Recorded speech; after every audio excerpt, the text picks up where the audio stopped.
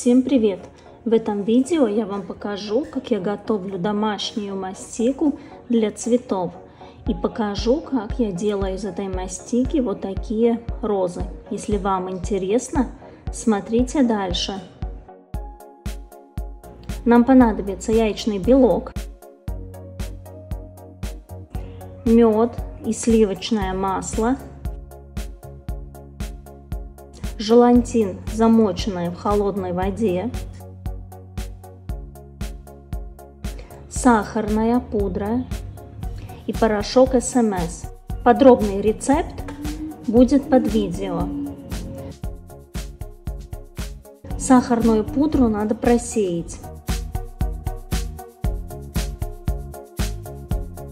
К яичному белку добавляем половину сахарной пудры. Туда же добавляем порошок СМС и взбиваем миксером.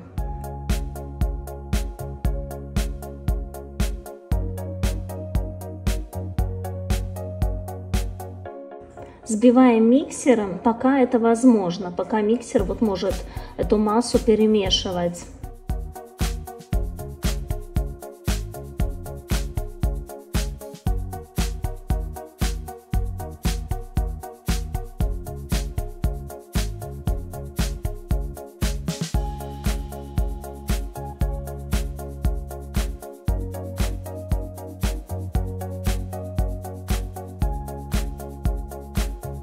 Растапливаем мед со сливочным маслом.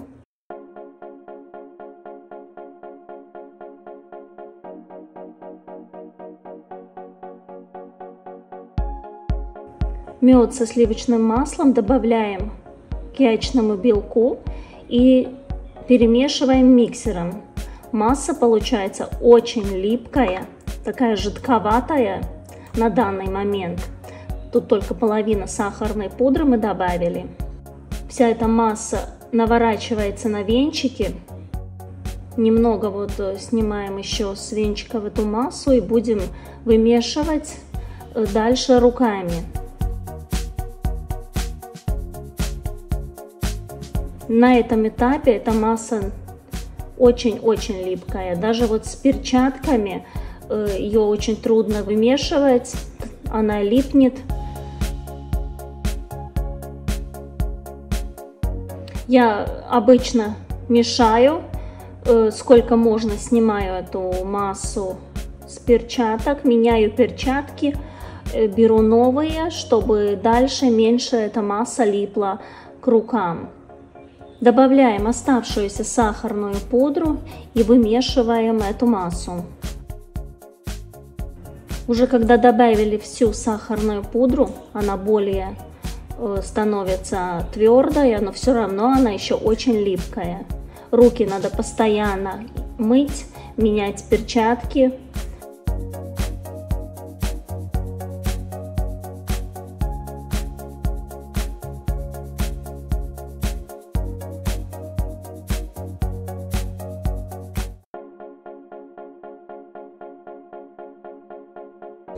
Удобнее всего в этом этапе эту массу месить голыми руками. Немного смазываем руки растительным маслом и на столе вымешиваем мастику.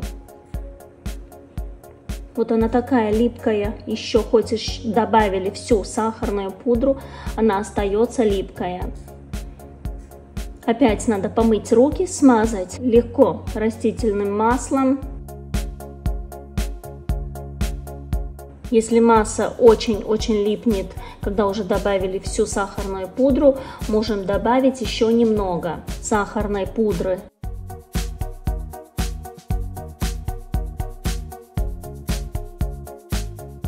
Вот такая мастика получается, эластичная, нежная, липкая.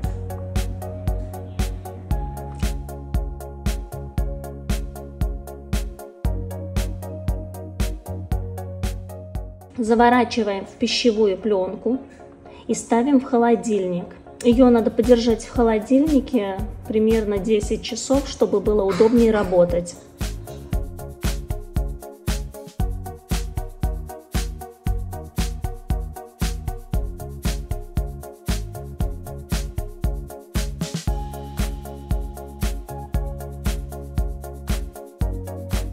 На второй день достаем мастику. Она постояла в холодильнике и стала твердая. Первым делом мы для розы подготовим основу, на которой будем лепить лепестки. Надо сделать вот такой конус. Ему не обязательно быть там ровным, очень красивым, просто чтобы была вот эта...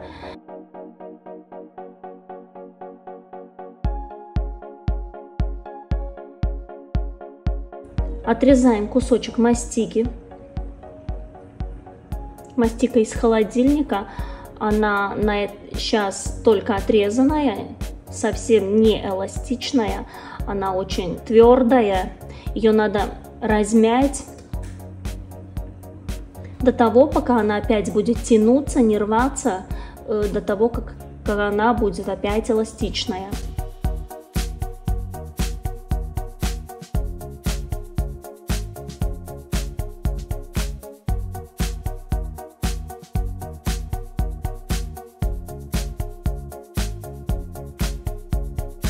Дополнительно я добавляю СМС-порошок, так как сейчас осень, он и очень влажный воздух, чтобы мастика быстрее высыхала. Добавляем краситель, я добавила сухой жирорастворимый, но подходит тут любой краситель. Но имейте в виду, что гелевые и жидкие красители дополнительно даст массе влагу. И надо будет добавлять сахарную пудру. Вымешиваем мастику. Уже видно, что она становится более эластичная, тянется, не рвется так.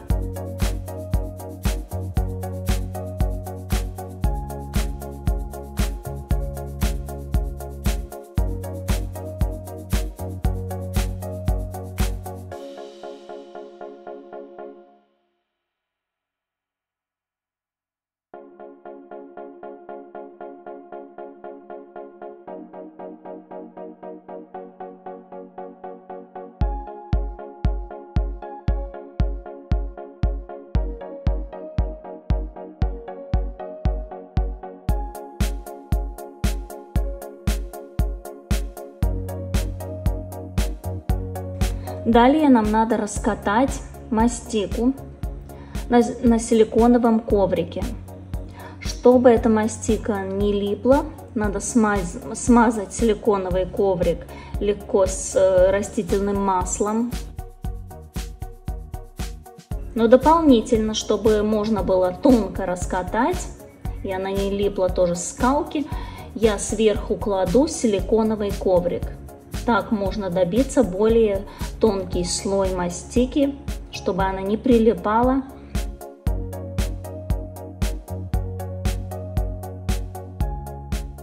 Если мастика очень липкая, то, конечно, в массу можно добавлять сахарную пудру столько, сколько она возьмет, чтобы хорошо вот с ней было работать. Тут надо смотреть, насколько влажный воздух. Осенью обычно воздух влажный, и тогда надо дополнительно добавлять и мастику, и СМС-порошок. Вырезаем кружки из раскатанной мастики.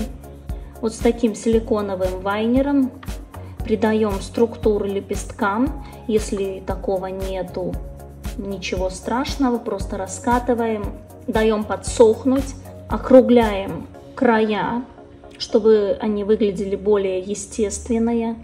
Сами вот эти краюшки лепестков надо так округлить, как бы сделать потоньше сам край, чтобы был такой очень-очень тонкий.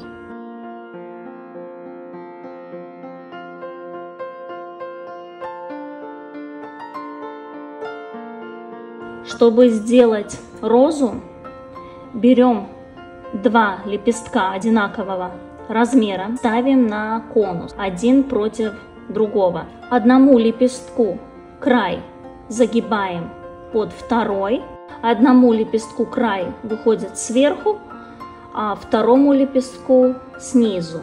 Так, чтобы один лепесток прикрывал второй. Берем еще 2 лепестка и тоже так же само кладем один против второго. Сделали 2 ряда с 2 лепестками.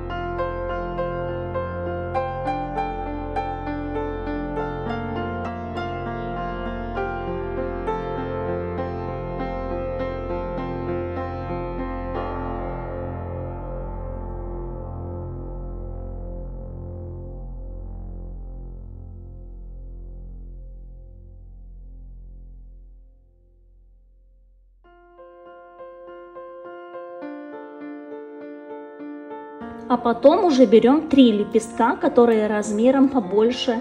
Вот тут тоже кладем 3 лепестка один на другой.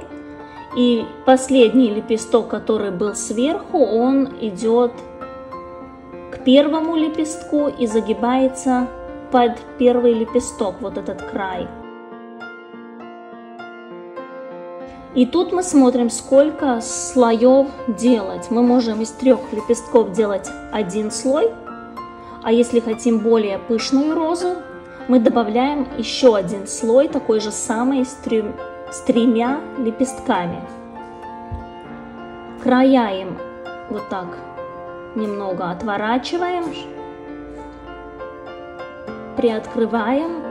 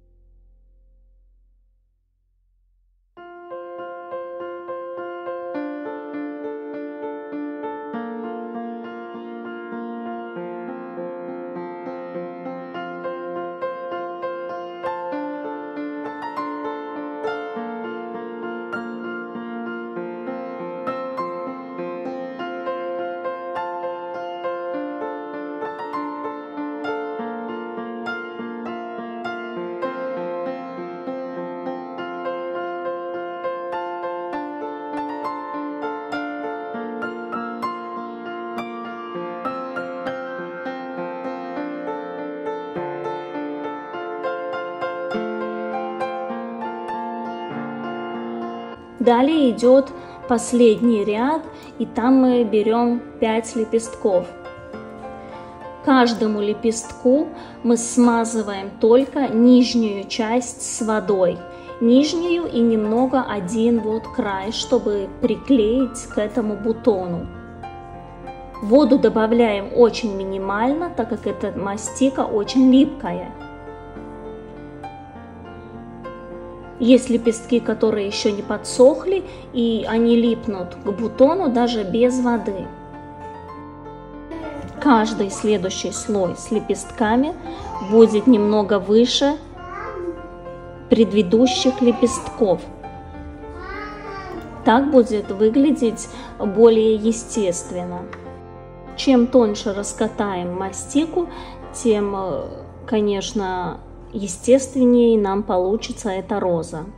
Так же само формочки, эти вайнеры, если купить специальные для розы, тогда и структура лепесткам, и форма будет более естественная.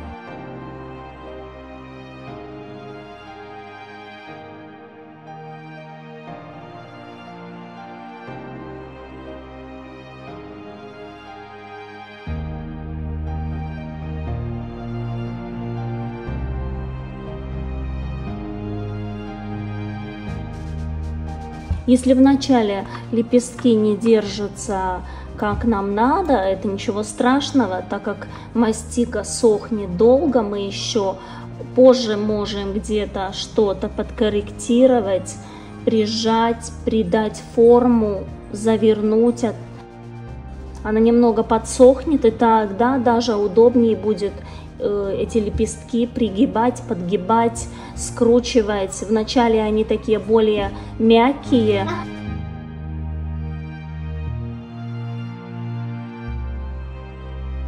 Два лепестка маленькие, я ставила 2 слоя, потом 3 лепестка тоже в 2 слоя, и 5 лепестков я оставила 1 слой.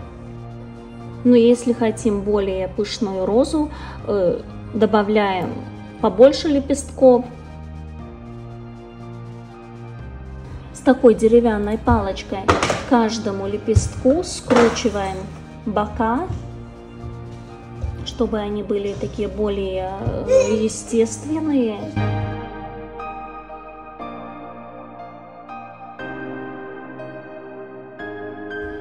Эта мастика сохнет примерно сутку. Вот лепестки такие эластичные, остается сутку. Они как бы держат свою форму, но в то же время мы можем их еще пригибать, где надо, скручивать.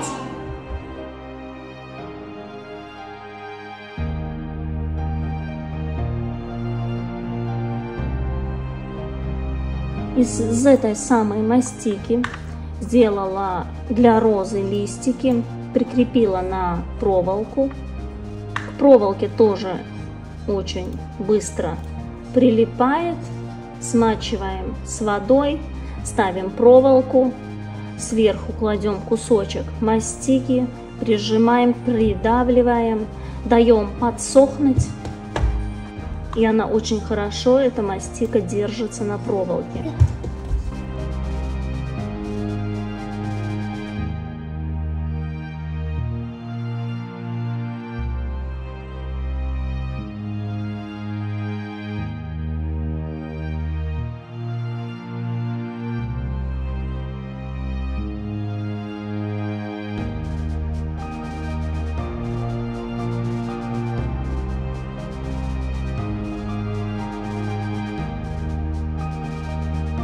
Из декор-геля добавлю вот такие капельки.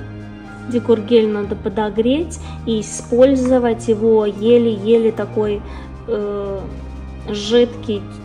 Он не может быть теплый, тогда он будет течь. А когда он остывает, он уже быстро схватывается и держатся такие капельки на лепестках.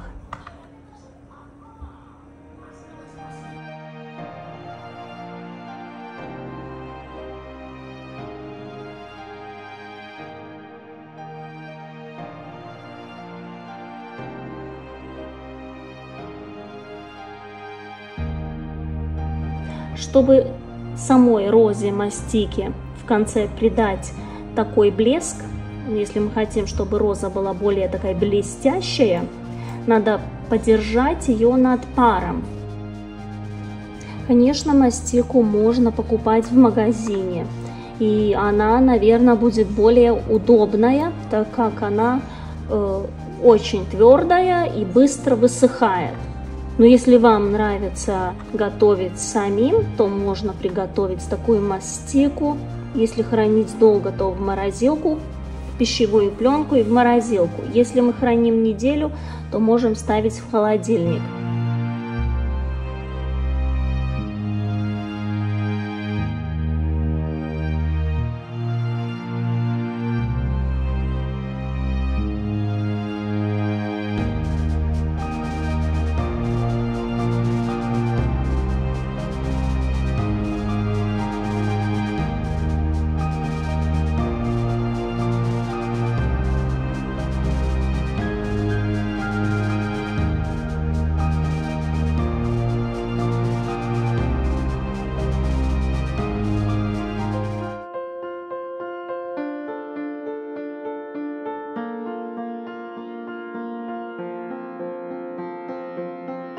Самой мастике не нравится влага, так что если мы кладем цветок, например, на зеркальную глазурь, на влажные крема, то изолируем низ розы шоколадом.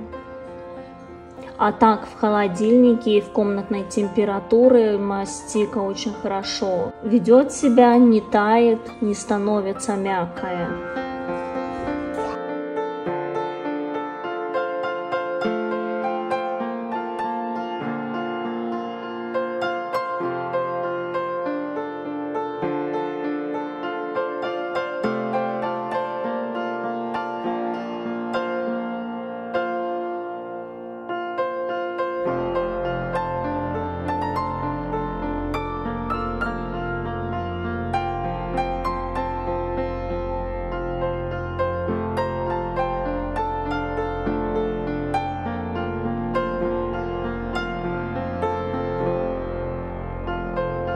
Если вам понравился видео, ставьте лайк, подписывайтесь.